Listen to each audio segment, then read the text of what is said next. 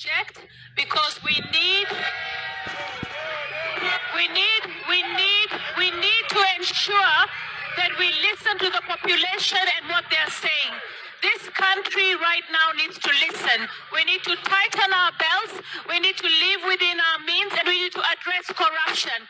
Yesterday, seeing Obado getting away with a settlement of only 15% when he owes 1.9 billion tells us that we are not serious about addressing corruption. If we address corruption, we will be able to fund the expenses of this government. It is time for us to take a position that corruption is the biggest enemy in the room.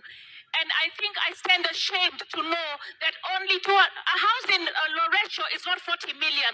A flat in Nairobi is not 9 million.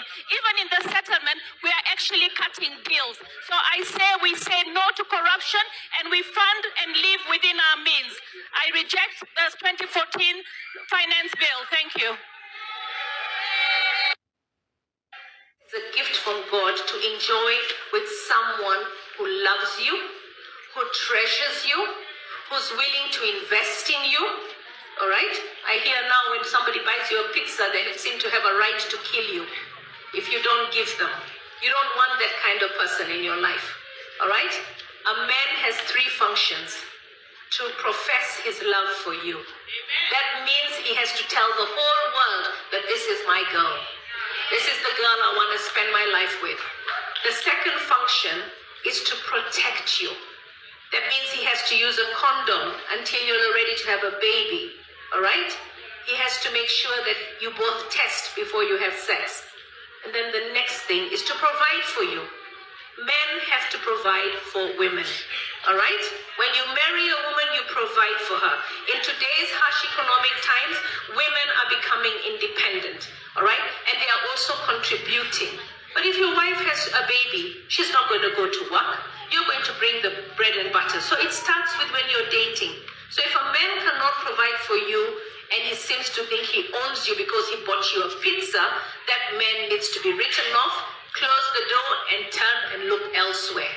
He's not worth you. He's not worth your love. All right? All right? If he can't afford you, you work hard. Give yourself the best until you meet a man that his love for you is stronger than the money in his wallet. Okay? It's stronger than the money in his wallet. And I don't know what kind of men we have. Men who want women to pay the bills for them. All right? Okay, no. You pay your own bills. I mean, men have to be men. You have to be a man to provide for your family. The woman will work. She's educated. She will work. She will help. But you can't make her feel that you own her because you pay certain bills. You can't never own her. You can never own a woman. And she owes you nothing. We need the quality of our men to up their game. All right, can I have the men in the house stand up? The men in the house stand up. The men in the house stand up. All right, so let me tell you something. All the men that are in this house, all right, the first thing you have to know, if you're a man, you take care of your family.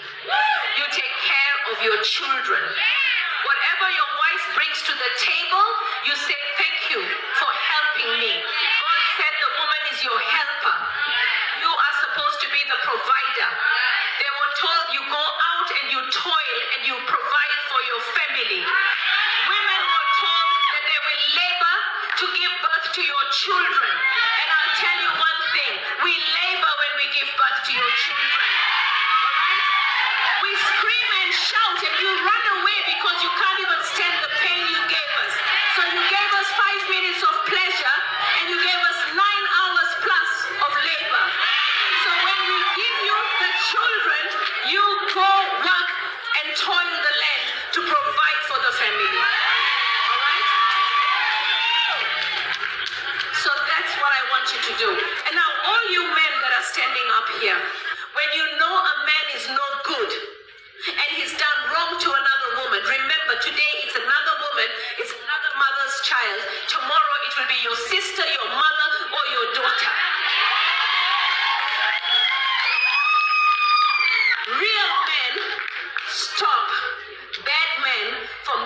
amongst us. You grab that man, you give him a punch or two, and you flog march into the police station and say, this man abused this woman, and we know that he did it. We have the evidence. Use your smartphone to record those men who celebrate when they harm and abuse our girls. Be a protector of women and girls and boys. So I want you to walk out of here and be a he for she. To say, I'm going to be the protector of women, girls, boys, and even old women.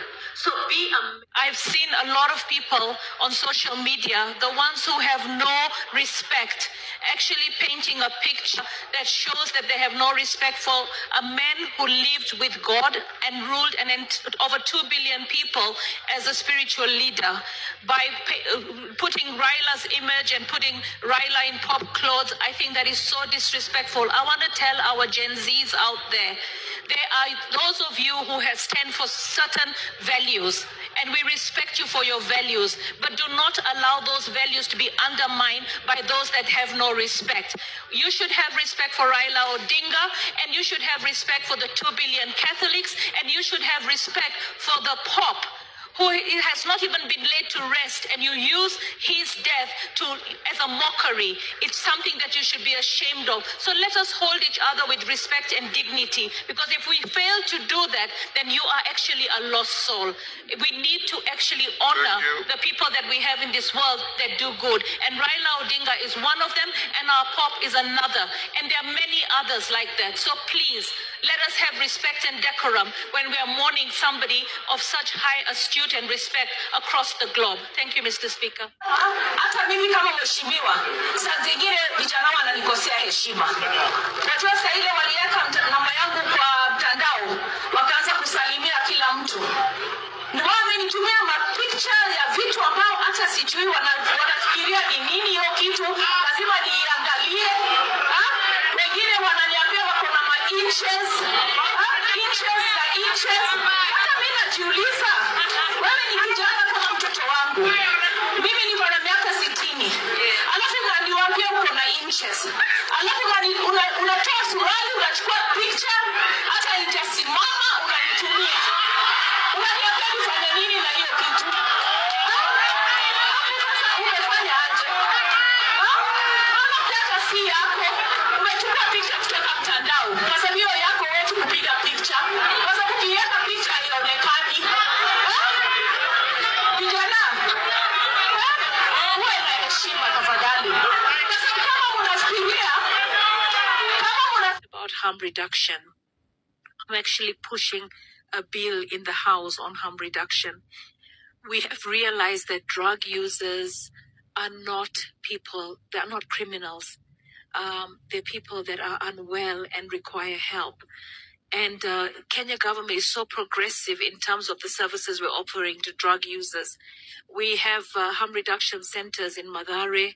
We have one in Gara. We've got them in Mombasa. We started off with something simple like needle exchange because we saw that HIV numbers were going so high, hepatitis C and B were going so high, and it was because people were sharing needles. So as a government, we came up with the needle exchange program where you bring your needle after you use it, we give you a new one.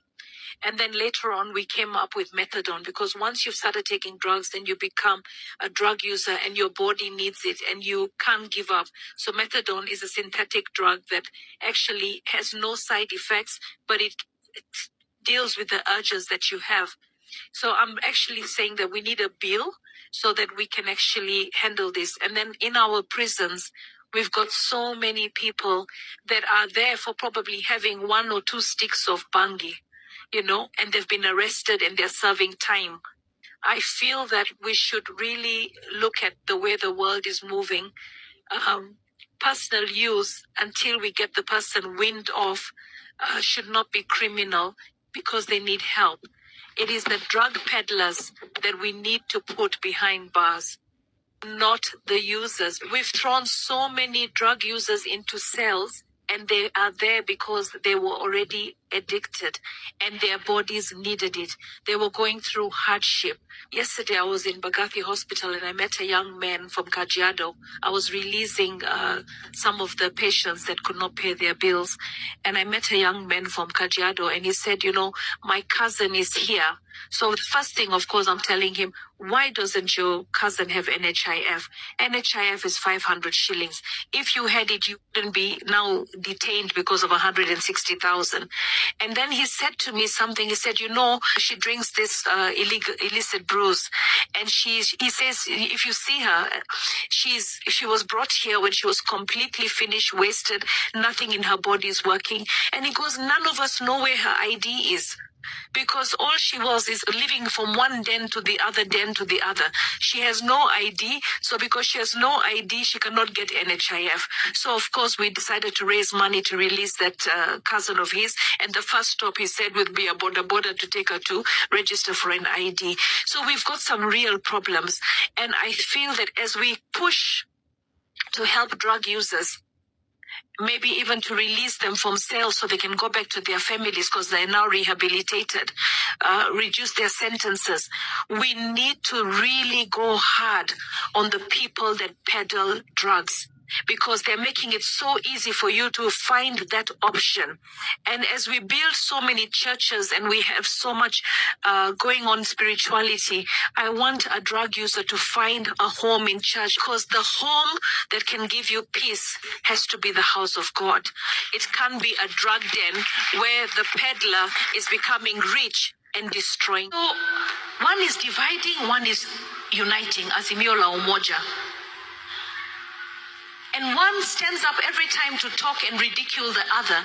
And for me, brought up as an African girl, I know one thing. If you want to have success, you have to honor your father and your mother. It is biblical. It is the 10 Commandments. Somebody like Raila Odinga can be the father to William Samoei Ruto because of his age.